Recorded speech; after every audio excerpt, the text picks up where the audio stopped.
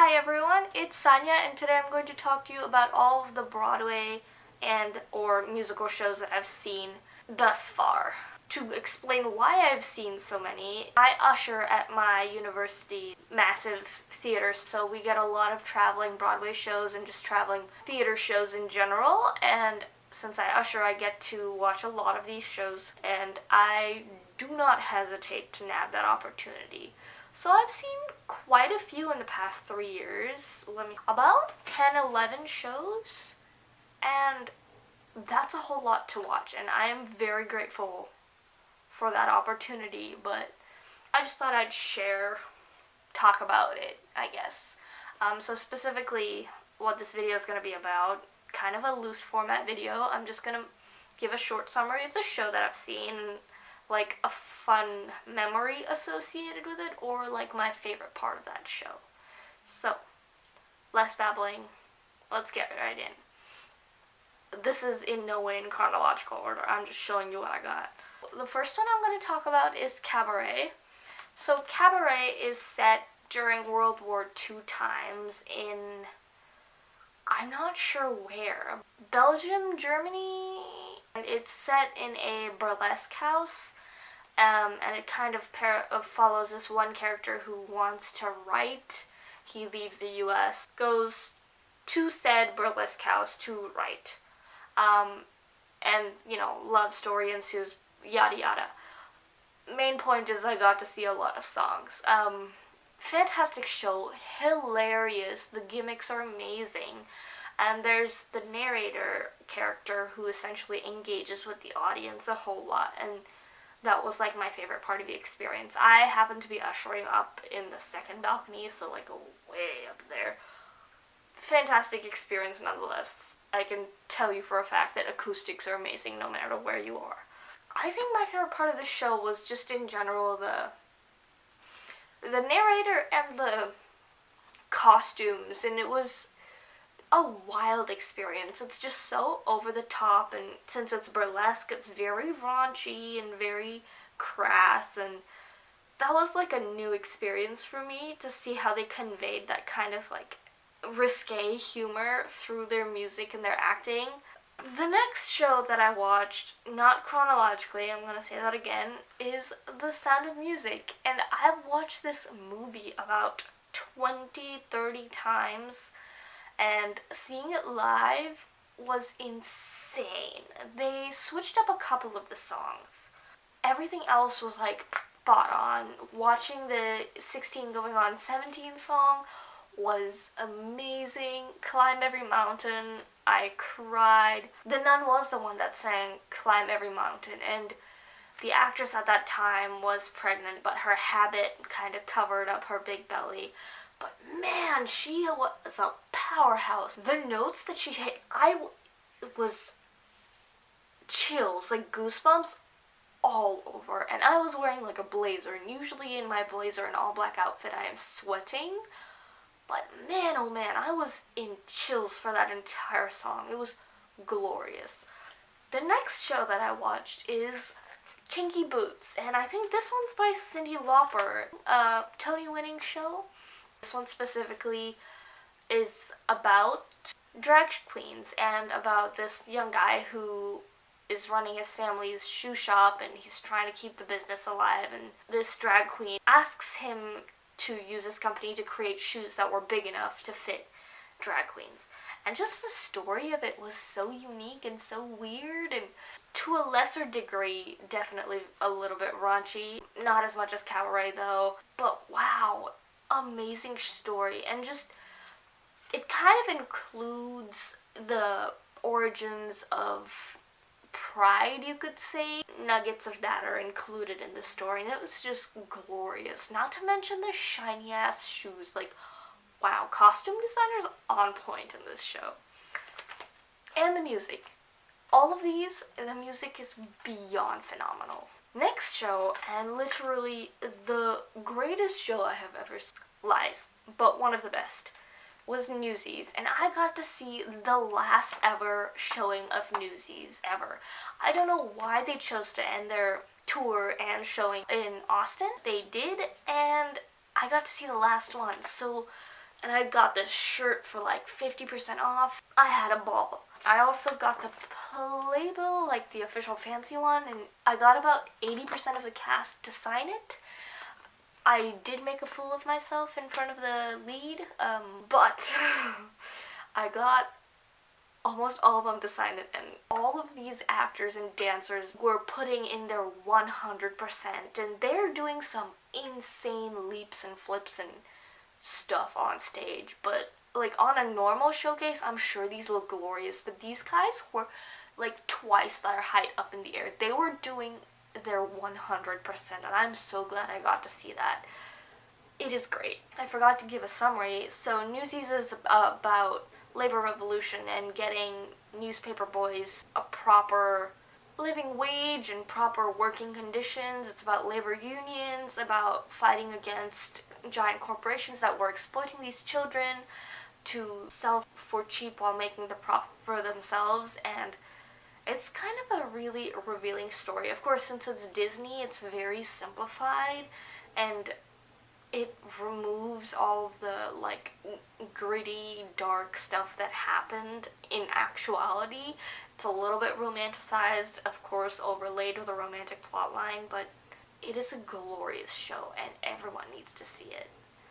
Unfortunately, you can't, but since it's done being on Broadway, it's probably going to end up at local theaters. So if you find it somewhere in your local area, go watch it. It's great. So the next show that I saw was The Little Mermaid. This one isn't official Broadway. This is kind of like a Theater Under the Stars production of The Little Mermaid. And so, of course, there were major changes in terms of songs. It's been about a year since I've watched it, but there were definitely songs added and songs removed from it. But I thought it was a fantastic show. They had some exemplary costumes, and for the effect of being underwater, all of the mermaids were in harnesses and they were doing the little body sway thing to signify that they were treading underwater, and gorgeous. They had some beautiful, beautiful work done there, and Ursula was just insane. It was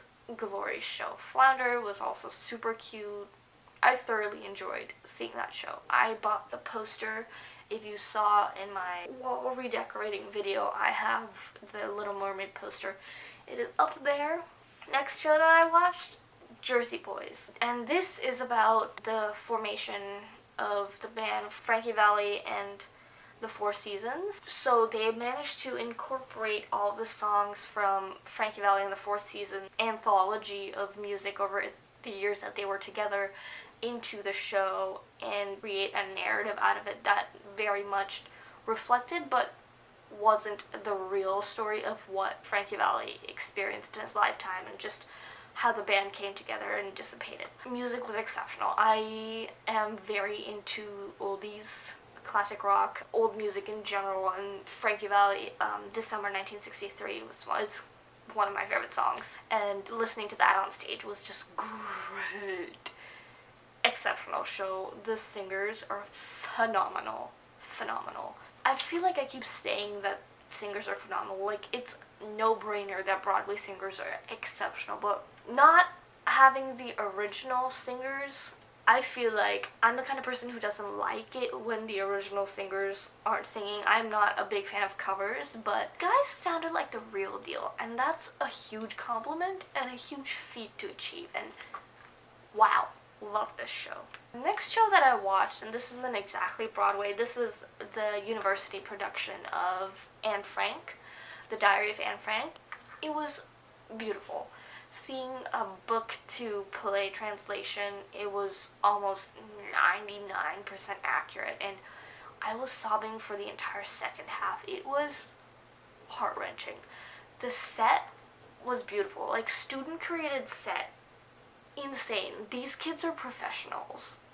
In set making, wow. And they had a lot of videography effects to overlay World War II events into the story, and that was so tear-jerking and painful to watch, and like the reality of World War II really comes to life through this play. University students who performed this, exceptionally talented, and I hope they get hired on to do big name theater jobs. Next show that I watched, and I think this one's the most recent, is Beautiful, a Carole King musical, and this follows the life of the singer-songwriter Carole King, and I did not know there was so many songs written by her. Like I said, I'm a huge fan of old music, but damn, I didn't know all of these were by her.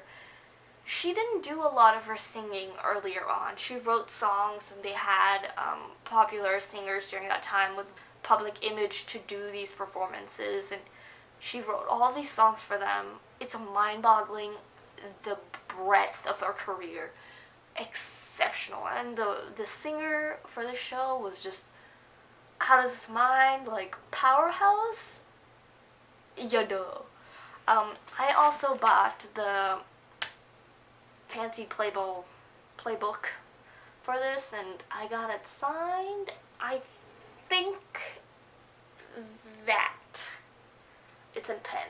That is that's the lead signature. Super happy that I got this, and I love it. It is a great show.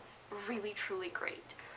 And this kind of brought to light exactly how powerful this woman was and how influential she was during her time. Next show that I watched, and this wasn't at our university theater, this was kind of like a Austin theater, and this was a goth version of Beauty and the Beast ballet, and it was a very abstracted story, kind of more pulling from the original, is it Brothers Grimm or Mother Goose? I think it's the Brothers Grimm tale, pulling from the original story, so it was significantly darker, and the addition of abstracted storylines was mind-boggling. Like, the Beast was kind of dressed bare, and he had like black pants, and he had a red stripe up and around his body, and that kind of signified that he was the Beast.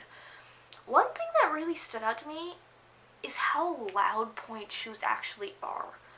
They're insanely loud. Like, you could hear the clat, clat, clat of point shoes on the stage throughout. Not overpowering to the music or the story, but like, that's real wood blocks that these dancers are on, and like, I knew it, but I didn't know it. And hearing that noise really made me realize exactly how painful it might be for these dancers to be on point. Next show that I watched was Cinderella, the Rodgers and Hammerstein. And everyone knows the story to Cinderella. This one, again, a little bit altered, made it significantly funnier. The standout part of this show was the costumes. If you look up Cinderella Broadway costume change, you will see gifs of exactly what I'm talking about. It's mainly for the fairy godmother when she turns from like a pauper to her gorgeous gown. They do this quick spin, and she's just kind of stripping off, I guess, the Velcro or whatever that's holding the garment together, and it goes from this tiny, tightly shrouded gray mop to this gorgeous flowing pink gown with the huge like poof and everything. And costume designers are talented. They really truly are, and there's no show to better showcase their talent than that particular Cinderella play. The next show that I watched is Phantom of the Opera, and the standout part for this show is the set.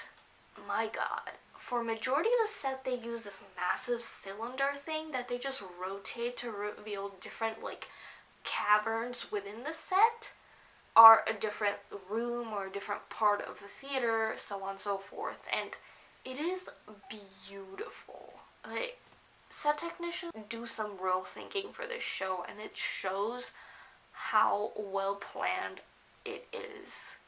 It's gorgeous. The chandelier drop as well is just, I knew it was happening, but it's still terrifying to see that entire thing just, and then it all goes black. Great show. Would recommend you go watch it. Next show that I watched is Mamma Mia, and I actually got to do this twice. As you see, got it signed, not by the main character. Donna was doing a conference with like VIP veterans, but this is one of Donna's friends. I forget what the character is, but the actress's name is Cashel Butler, and you can find her on Instagram. I made a dumb mistake with this. Instead of buying the playbook, I got the music book. So I have sheet music. Not opposed to it, but I wanted the pictures. Anyways, Mamma Mia, again, big fan of oldies music, so ABBA, yes. And the set for this show is like a smaller version of the Phantom of the Opera set. They do a lot of rotating and like rooms inside rooms. It's great. It's a very lighthearted show. Broadway show is about 1,000 times better than the movie, but it's about the same plot. Either way, great experience. I love ABBA. And I have 2 more shows to talk about, but I don't have any merchandise from this. The Rain, a tribute to the Beatles. This is again a Beatles tribute band, but they've picked out people who look kind of like the original singers, and they have them dressed up and they perform Beatles music through the ages. So it's more of a concert format than it is a play, but you get to hear them sing the Beatles music, and this is probably the most authentic tribute band I have seen. Of course it would be. It's Broadway. Wonderful. This is one of the shows where we were allowed to take photos because it was a concert technically. I don't know where the photos are, but I got photos and it was great. Like, they had the music videos for some of the songs, like Eleanor Rigby and Help, on screens behind the 4 singers. I love the Beatles. I know they've done some domestic abuse. I know, but I still love their music nonetheless. I'm glad I got to see that show. Another show that I got to see that I did not get any merch for, not even the playbill, I'm pissed off at myself for, is Once, the musical. Arthur Darvill, he plays Rory in, I think, about season 6 or 7 of Doctor Who. He actually did the original acting for the main character in Once, the musical. So I didn't know that. I only got to know that after I looked up the music on Spotify later on and saw his name listed as one of the singers. But Once is kind of like an abstracted play. It's very heavily based on music. They have one set, no costume changes, and the music is played by the actors who are performing themselves. And it is a really unique format. They just kind of improvise with chairs and brooms and whatnot for different aspects of where the story is going. And I thought, despite the fact that it was so stagnant, it was one of the most dynamic shows. At the beginning, they actually have an open bar, so people who were sitting in orchestra level got up to go onto stage and meet a couple of the actors and have the actors pour them drinks. Like, what kind of goals? I would love to do that, but I was an usher, so I couldn't. Also, I wasn't 21 at that point. Anyways, great show. Do listen to the music on Spotify. It is beautiful. It is so melodic and so soft and gorgeous, and it touches your soul. So that is all I have for you today. This was an exceptionally long video, but I have actually watched about 12 to 13 shows of theater and Broadway and musicals in the past 3 years, so of course this would be a long video. I hope you enjoyed it, and I hope you liked my opinions on these shows. It was kind of very hodgepodge. I didn't really do any writing and or note-taking, and also some of this was like 3 years worth of memory recall, and I'm not very good at that stuff. Thank you so much for watching. Give this video a thumbs up, and let me know down below if you want more detailed reviews of this thing. I'll definitely go back and listen to the music and look up clips and see if I can, recall experiences and talk more about it. Thank you so much for watching, and I'll see you in my next video. Bye!